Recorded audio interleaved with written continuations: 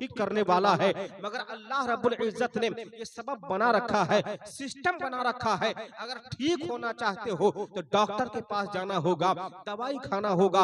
हजरात, अल्लाह ही ठीक करता है, अल्लाह ही शिफा देता है, मगर डॉक्टर के पास आपको जाना होगा। ये एक जरिया है, ये एक वसीला है। हर तार में बिजली है, हर तार में करंट है, मगर रोशनी बल्ब के पास मिलती है।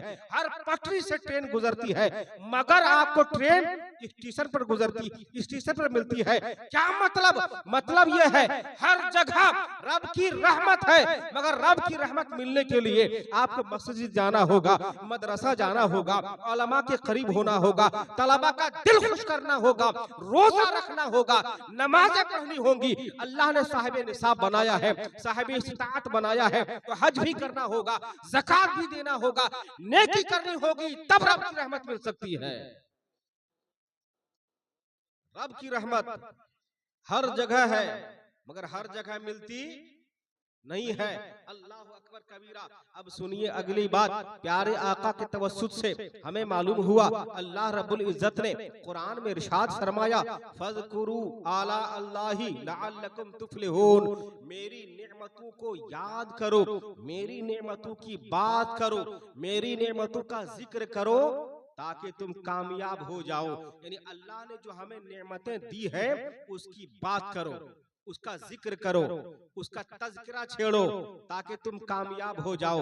हजरात, साहिब लुगत कहते हैं, साहिब डिक्शनरी कहते हैं कि अरबी भाषा में, अरबी जुबान में फलाह एक ऐसा लफ्ज है जो दुनिया की कामयाबी पर भी और आखिरत की कामयाबी पर भी दलालत करता है। यानी फलाह से बेहतर कोई ऐसा लफ्ज नहीं है जो दोनों जहान की कामयाबी पर दलालत करता हो। इसलिए आप नमाज के अजान के अंदर हय्या अलल फलाह सुना करते हैं। क्या मतलब? हय्या अलल फलाह यानी आओ कामयाबी की तरफ। यानी जो मस्जिद जाएगा, नमाज पढ़ेगा, वो यहाँ भी कामयाब हो जाएगा, वहां भी कामयाब हो जाएगा। फलाह के अंदर इतना वसी मफहूम मौजूद है। अल्लाह अकबर कबीरा। इसी आयत करीमा के अंदर अब आप तवज्जो कीजिए, अल्लाह रब्बुल इज्जत इरशाद फरमाता है, फज़कुरू आला अल्लाहि लअल्लकुम तुफ्लिहून। अल्लाह की नेमतों को याद करो। अल्लाह की आज इस मदरसे से, इस हाई मदरसे से एक उस्ताद का रिटायर हुआ है। हजरात, उन्होंने इल्म हासिल किया था, उन्होंने तालीम हासिल की थी, ये खुदा की नेमत है। उन्होंने बच्चों को पढ़ाया, ये भी खुदा की नेमत है। बच्चे स्टूडेंट्स उनसे करीब हुए, ये भी खुदा की नेमत है। यहाँ वो चंद सालों तक रहे, ये भी खुदा की नेमत है। और लोगों, यहाँ से जो उन्होंने अर्निंग की है, ये भी खुदा की नेमत है। हमारे हाथ, ये खुदा की नेमत है। जुबान खुदा की नेमत है, हम बोल रहे हैं, ये भी खुदा की नेमत है। दिमाग सोचने के लिए ये भी खुदा की नेमत है। कान सुनने के लिए ये भी खुदा की नेमत है। पेट खुदा की नेमत है। हम जो खाते हैं ये खुदा की नेमत है। खाकर जो पचा लेते हैं, हजम कर लेते हैं, ये भी खुदा की नेमत है।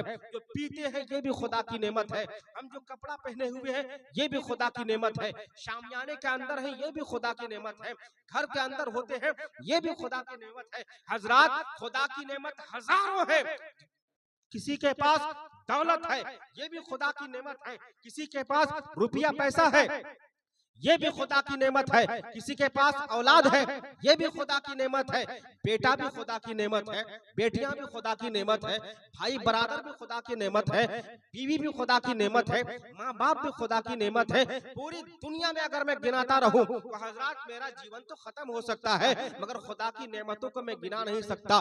मैं क्यों गिनाऊंगा? इसलिए कि अल्लाह फरमाता है, व इन तउद्दू निअमतल्लाहि ला तुहसूहा।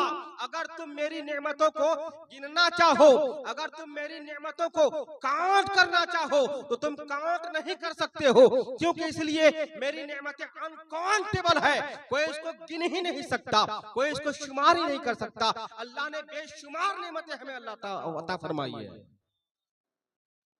कोई एक दो चार हजार नेमतें नहीं, बेशुमार अल्लाह ने हमें नेमतें अता फरमाई है। The education is light. प्यारे आका इरशाद फरमाते हैं, अल इल्म नूर। तालीम रोशनी है, नॉलेज रोशनी है, एजुकेशन लाइट है।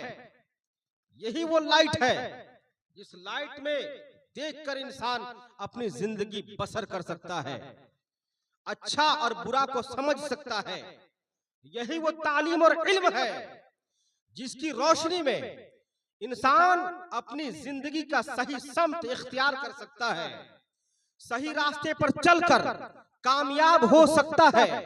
यही वो इल्म है जिसकी वजह से इंसान दूसरे लोगों से फाजिल हो जाता है, बुलंद बाला हो जाता है।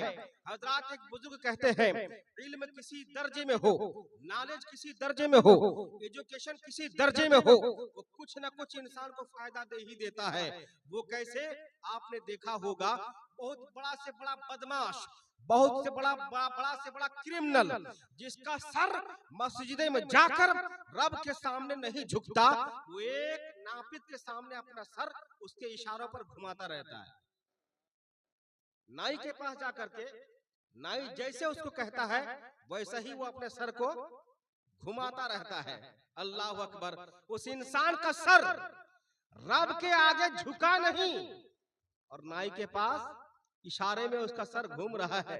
क्या मतलब? मतलब यह है, नाई के पास, नापित के पास वो इल्म है जिसकी वजह से उसको ये मकाम मिल गया है कि बड़ा से बड़ा बदमाश भी उसके इशारों पर अपने सर को घुमाने लगे। तो नॉलेज चाहे किसी दर्जे में हो, इंसान को फायदा दे ही देता है, इंसान को फायदा पहुंचा ही देता है। मगर इस नॉलेज के साथ, इस इल्म के साथ हुजूर की मोहब्बत बहुत जरूरी है। दिल में हुजूर की मोहब्बत का चिराग जलाना जरूरी है।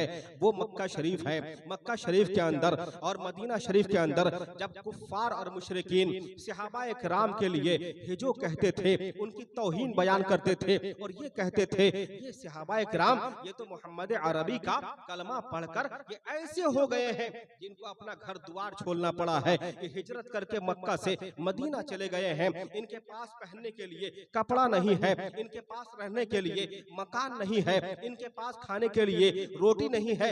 जब ये बात मेरे और आपके पैगंबर तक पहुंची थी तो प्यारे आका बेकरार हो गए थे, प्यारे आका बेचैन हो गए थे और हुजूर ने फरमाया था, ऐ हस्सान, इन काफिरों को जवाब दे दो, इन मुशरिकीन को जवाब दे दो। अब सुनो, जुमा का दिन था, जुमा का दिन है, मिंबर रसूल पर जुमा का दिन है, मिंबर रसूल पर हजरत हस्सान इब्ने साबित खड़े हो गए। खड़े होने के बाद उन्होंने जवाब दिया, पूरी दुनिया के लोगों को मुखातब करके कहा था, ऐ लोगों, उस वक्त कोई माइक्रोफोन नहीं था, उस वक्त कोई वायरलेस नहीं था, उस वक्त कोई दुनिया में अपनी बात को पहुंचाने के लिए कोई जरिया नहीं था, सोशल मीडिया नहीं था, मगर फिर भी